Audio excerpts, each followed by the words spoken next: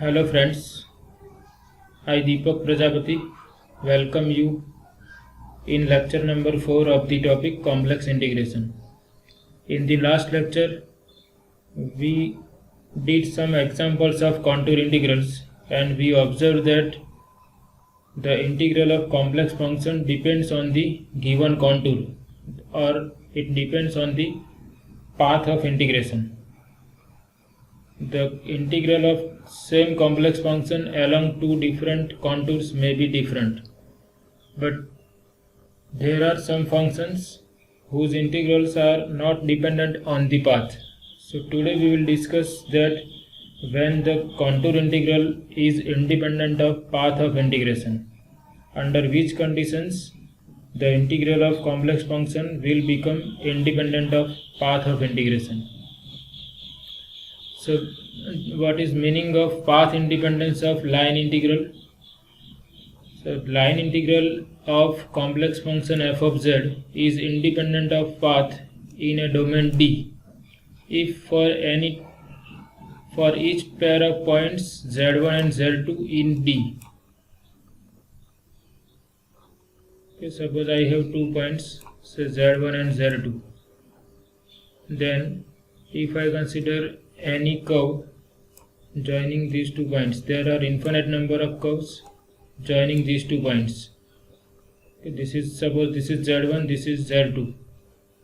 So if for each pair of points z1 and z2 in D, the value of this integral depends only on the points z1 and z2 and not on the choice of the path joining z1 to z2. Okay, so these are different paths.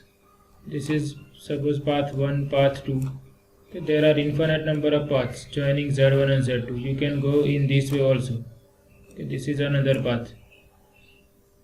So if this integral depends on the points z1 and z2 and if it does not depend on the path of integration, then we can say that line integral is independent of path. So line integral is independent of path if the path of integration does not matter. The only thing which matters is points z1 and z2. So when the line integral is independent of path, that is our interest in today's session. So before going for those conditions, we understand this important definition which is required throughout the remaining chapter, simply connected domain. So what is meaning of simply connected domain? So simple meaning of simply connected domain means it is a domain without any holes. Suppose I consider this interior portion of this curve. Suppose this is any curve C.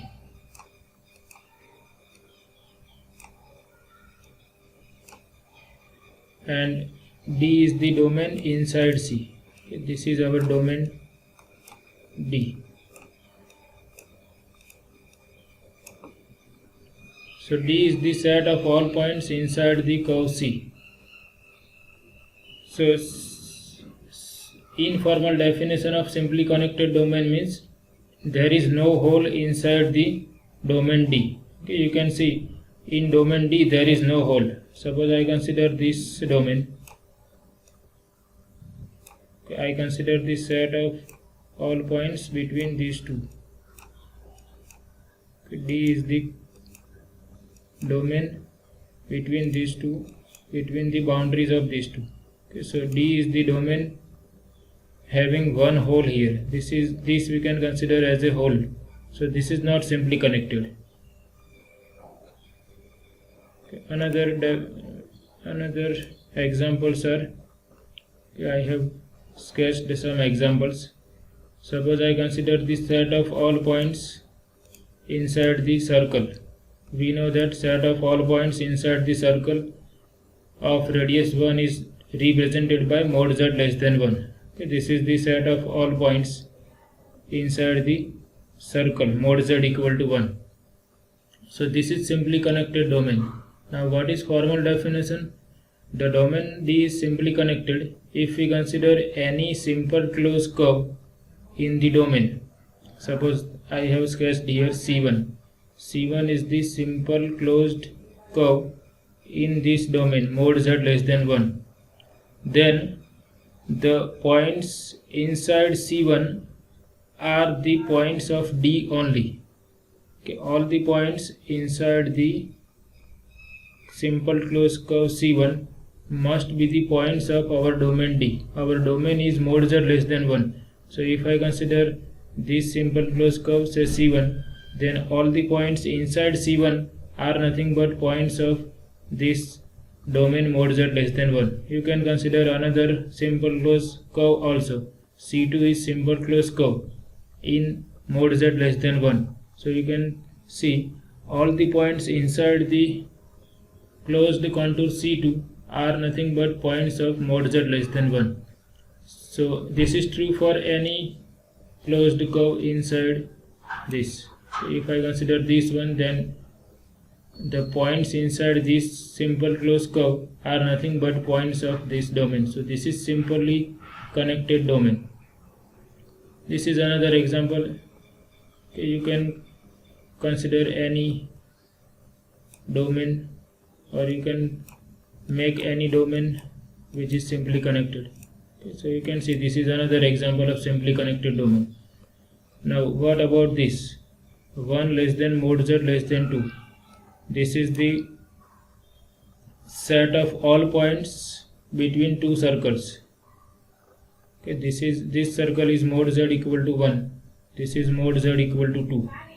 And the set of all points between these two circles is nothing but 1 less than mod z less than 2. That is annular region.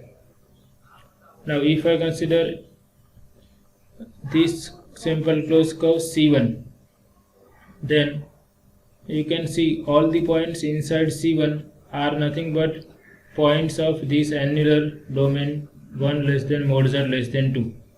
But if I consider this simple closed curve C2, then these are the points. If you consider any of these points, then these points are not the points of this domain. All the points in C2 are not the points of annular domain. Okay, so we find out one simple closed curve C2 such that all the points inside C2 are not the points of this domain. So this is not simply connected domain. So I hope you are able to understand, because we are having a hole here. This is a hole. So this is not simply connected domain. What about this? This is complex plane without zero. So if I consider any contour containing 0, then it will have 0 inside, and 0 is not the point in this domain. Okay, so this is also not simply connected domain. Complex plane without 0. Because if you consider any simple close containing 0, simple closed curve containing 0, then it will have 1.0 which is not the part of this domain. So it is not simply connected domain. Okay, so simple meaning of simply connected domain means the domain in which there is no hole. If there is a hole in the domain, then it is not simply connected. So this is not simply connected because I have a hole here. Suppose I consider any triangle or this type of figure, then this is simply connected because there is no hole here. But if I consider another triangle inside it, then this is not simply connected domain. Okay, so because if I consider any closed curve here, suppose I consider this simple closed curve, then it will contain the points which are not between these two triangles. So simply connected domain means it is the domain in which every simple closed contour encloses only points of D, and domain that is not simply connected is called multiply connected domain. These are the examples. If you consider interior of a circle, that is open disk, or interior of an ellipse, are examples of simply connected domain. Suppose I consider any ellipse, then this is simply connected domain, because if I take any simple closed contour in ellipse, then the simple closed contour will contain only points of ellipse. So this is simply connected domain. Annulus is not simply connected domain, as we discussed. It will have a hole inside it. So in simple words, the domain is simply connected if there are no holes in it. So using this important result, we can find out the line integral of analytic functions in a simply connected domain. So suppose f of z is analytic in a simply connected domain. Okay, I hope you are familiar with analytic function. So if f of z is analytic function in a simply connected domain, then there exists an analytic function capital F of z such that derivative of capital F of z is f of z for all points in capital D. And if you want to find out integral of this function along any 2 points, suppose this is simply connected domain, suppose f of z is analytic in this simply connected domain D, and you want to find out integral of f of z along any path C joining these 2 points. Okay. Suppose this is any path joining these 2 points. There are infinite number of paths. So integral of f of z along any path joining these 2 points is nothing but value of capital F of z at z2 minus value of capital F of z at z1. Okay, so this is very important result. If our function is analytic in a simply connected domain, then it will always have antiderivative. This capital F of z is called antiderivative of small f of z, and the value of integral of f of z along all paths joining 2 points in D is given by this. Okay, and this function f of z is called an antiderivative of f of z. In simple words, if your function is analytic in a simply connected domain, then you can have integral like real functions. We consider this by examples. Suppose I consider z square function, and we want to evaluate line integral of z square along any straight line, along the straight line joining 0, 0 to 1, 1. Now we know that function z square is analytic everywhere, so it will have an antiderivative.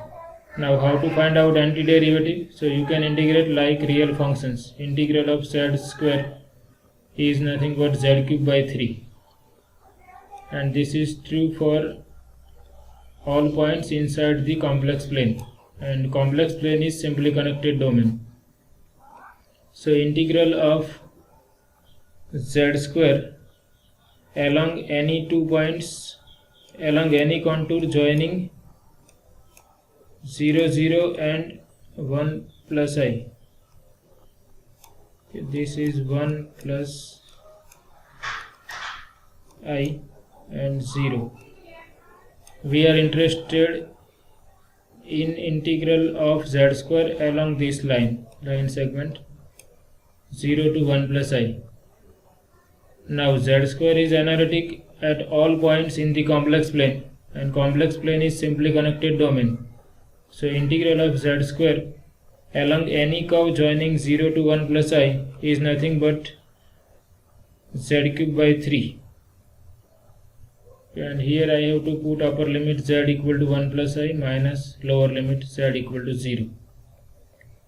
So you can understand the difference between previous lecture and this lecture. In previous lecture, what we had did, we had written the parametric representation of this contour C, and then we evaluate the contour integral.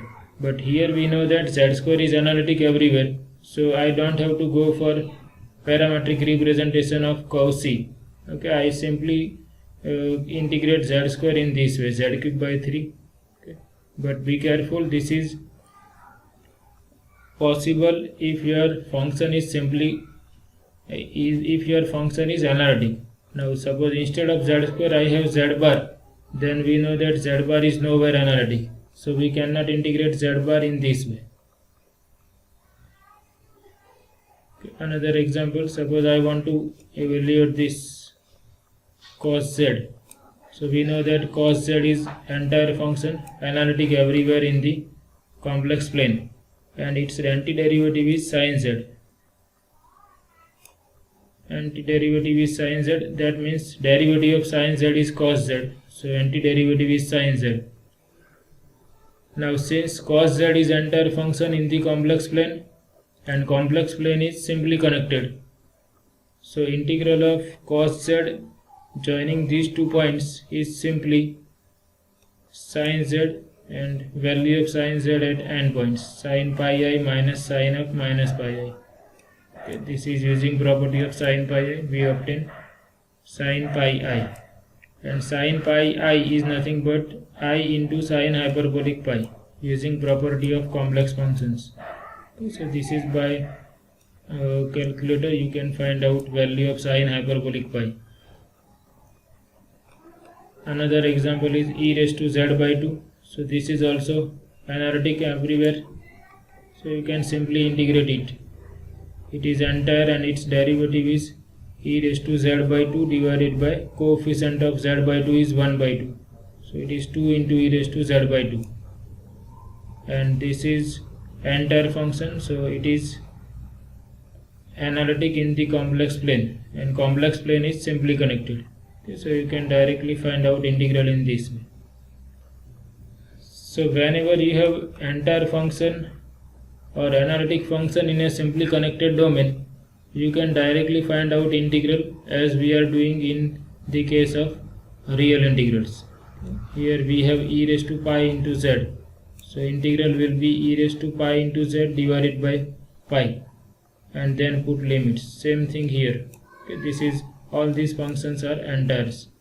So whenever we have analytic function in a simply connected domain, then we can use this theorem to find out integral. F of z is analytic in a simply connected domain, then it will always have antiderivative in that domain, and the value of integral will be given by this. Okay, so now what is the summary of this topic? That the line integral of complex function is independent of path if our complex function is analytic in a simply connected domain, and if it is analytic in a simply connected domain, it will always have antiderivative, so you can integrate like real integrals. Okay, so this is about today's session. I hope you like this session. Thank you very much.